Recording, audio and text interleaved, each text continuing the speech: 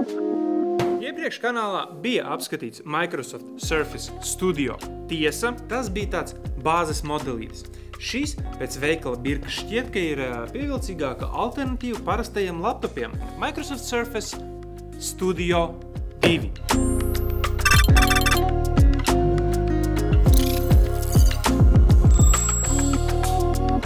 Vizuāli vispār nav kur piesieties Microsoft ražojumiem. Vai tās būtu spēļu konsoles vai laptopi. Un laptopi vienmēr ir bijuši kā minimums glīti un ļoti labi salikti kopā. Tie arī ir tie lielākie trumpļi. Un tad ir vēl dažādi nišas laptopi, kā šis te Studio, kuri piedāvā potenciāliem pircējiem kaut ko pavisam citu. Kaut ko vieniem neizprotamu, citiem pilnīgi pašsaprotamu. Līdzīgi ir ar šo te Surface Studio laptopu 2. Manuprāt, tā pilno potenciālu noteikti neizmantos ierindas laptopu kārotājs. Tomēr, kas ir tas lietotājs, kuram šis varētu patikt un būt vispār noderīgs? Un vai tiešām ar parasto kārotāju ir tik traki? To centos noskaidrot ikdienā dzīvojoties ar šo te kā savu, principā, ikdienas laptopu. Un arī viedoklis izkristalizēsies, principā, tikai video beigās. Nenoliedzami cena ir ievērojama, sākoties apmēram 2000 eiro. Bet ko tieši iegūsim un kuri pieņemti kompromisi? Lūk, 5 lietas, kuras man patika un dažas, kuras man nepatika šajā laptopā. Pirmkārt, tas ir ar unikālu dizainu. Parasti laptopi, kuriem var ļoti ievērojami locīt displeju, ir ar 360 grādu eņģi. Tomēr ne šīs. Tev vajag tikai displeju un varbūt skārienu palikni? Nav problēma. Tev vajag tikai displeju, bet negrib, lai nobloķējās klaviatūra. Ja nu to pēkšņi ātri savajagās, lūdzu. Tas arī nesakars, tas ir visās vietās nostrādāts lieliski un tikai principā lietošanas vaina tādā veidā, kādā tu gribi. Gandrīz ir jau arī kaut kādi ierobežojumi, bet ikdienas lietošanā vai no ikdienas lietošanas perspektīvas easy tā.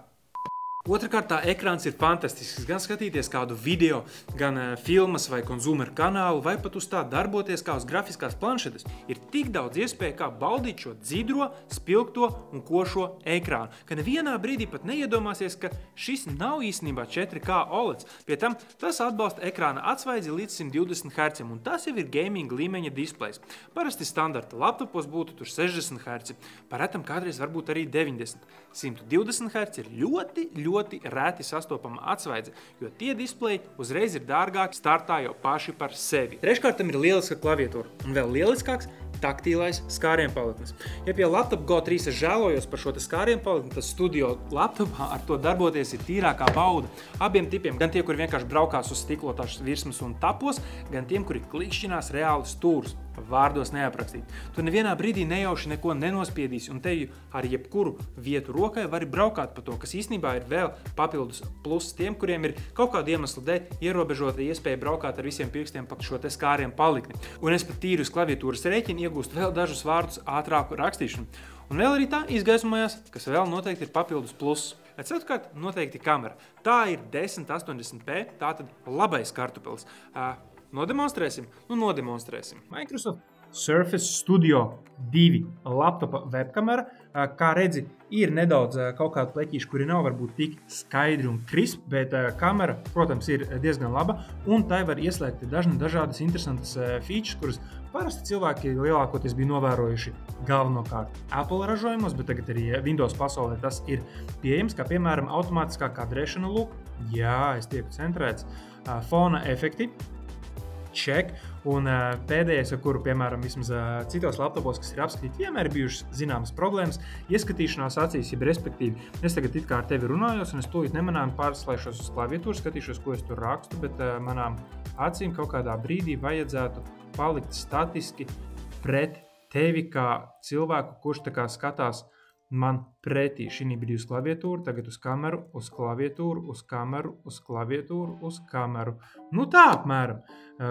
Kamera? Why not? Viss strādā, viss kā vajag. Un kā piektā lieta, kur jau tu nedaudz redzēji arī kameras pašas prezentācijā, ir Surface pieredze. Microsoft lieliski parāda, ka pašu dzelzes un programmatūras sniedz to labāko pieredzi, gluži kā Apple ekosistēmā. Tādas nianses kā pārslēgšanās planšetes režīmā notiek acu mirklī vai Windows Hello 2.0 acu mirklī tevi atpazīst, pirms vēl īstenībā paspēja pamiršķināt acis, arī tumsā, kas nav mazsvarīgi. Un tas mani noved pie 5 lietām, kuras man Nu, teiksim tā, nepatika šajā laptopā gamings jeb veiktspēja. Tā kā šis ir 3:2 malu attiecības displejs, kurš ir ar spēlēm nestandarta izšķirtspēja, tad spēlēt prasīgākās spēles uz šī laptopa būs izaicinājums. Būs vien jāieslēdz uz Full HD iestatījumiem tās spēlītes, un lai arī apskata modelis ir ar RTX 4050 videokarti iekšā, tā ir pavāja. Tikai 80 vati, un tas nozīmē, ka tā nav līdzvērtīga tīru gaming laptopu 4050 videokartē. Tiesa, tā kā šis laptops nemaz nemēģina būt gaming laptops, tad par to būtu mazāk jāsatraucās. Šīs tehnisko spēju samazināšanas atspoguļojas arī veiktspējas testos, kuros varēja redzēt, kā šīs videokartes mazākā jauda atspēlējās īpaši grafiskāku testu rezultātos. Otrā lieta ir dīvainās šī laptopa specifikācijas, kuras piedāvā Microsoft savos veikalos, un tas, ko arī Latvijā piedāvā. Cik es sapratu, mums pa lielam būs pieejams vai nu bāzes laptops nepilni 2500 eiro vērtībā, vai vidējais, kā šis te 40-50 videokarti iekšā par nepilniem 3000. Un tā ir sasodīti liela nauda. Un vispār tās konfigurācijas var ārzemēs aiziet līdz pat RTX 4060, arī 80 vatu videokarti un 64 GB RAM ar 2 TB cieto disku, bet tev ir tikai noteiktas konfigurācijas, kuras izvēlēsies, un kamēr 4060 vēlme laptopā ir saprotama, retajam vajadzēs klāt 64 GB RAM vai pat to pašu minēto 2 TB cieto disku. Un te jāsaka, ka tiešām tādas, dīvainas Microsoft izvēles. Trešā lieta ir tā, ka baterija nav iespaidīga. Ja gribi pilnībā izmantot laptopu, neko sev neatsakot tā veiktspējas režīmā, tad baterija tomēr pie performance režīma beigsies ātrāk, kā gribētos. Nepilnas 4 stundas skatoties Netflix, konferencējoties, bakstoties internetā, nav iespaidīgs rezultāts. Jā, protams, ka vari turēt to pie vada, kur, starp citu, abi divi porti ir Thunderbolt 4, kas tiesa nav uz portiem atzīmēts, dīvaini. Caur tiem vari lādēt laptopu ieslēgtā režīmā ar vidēji 85 vatiem, bet pie aizmuguša ekrāna ar pat tik zemu, kā 35 vati. Un tad atkal jāpaceļ jautājums ir par to, kāpēc ir vajadzīgs vispār šis te Surface Connect lādēšanās ports te sānos, ja var izbraukt ar tikai Thunderbolt 4 portiem, bet šo jautājumu es laikam nevarēšu atbildēt. Tā kā jā, tās specifikācijas un tas viss salikties kopā ir tāds maķenīt dīvains. Ceturtā lieta, tad mēģinot plūdeni pāriet ir, lai arī laptops nav mainījies dizainā pret savu priekšgājēju, tā svaru var just. Tas ir kļuvis smagāks un arī nedaudz biezāks. Ok, biezumu vēl nejutīsi, bet smagumu noteikti. Pēc acumēra tas ir pat līdzīgā svarā kā MacBook Pro 16 M2. Un vai tas runā par labu nepilnu 15 solu ekrāna laptopam? Īsti nē. Jā, smagi kauli, bet tomēr. Un pēdējā lieta būtu tā kā vēl par nosacīti perifērijām vai kas ir vēl šeit paredzēts klāt, tad izrādās, ka irbuli tu neiegūsti kastītē. Tas ir jāpērk atsevišķi. Attiecīgi vēl papildus izmaksas klāt un to irbuli tādā brīvā tirzniecībā arī īsti nedabūt. Pat vietā, kur, piemēram, tu aizgāji iegādājies laptopu, nav garantēts, ka būs pieejams vēl klāt šis te Surface Pen Slim 2 Slim.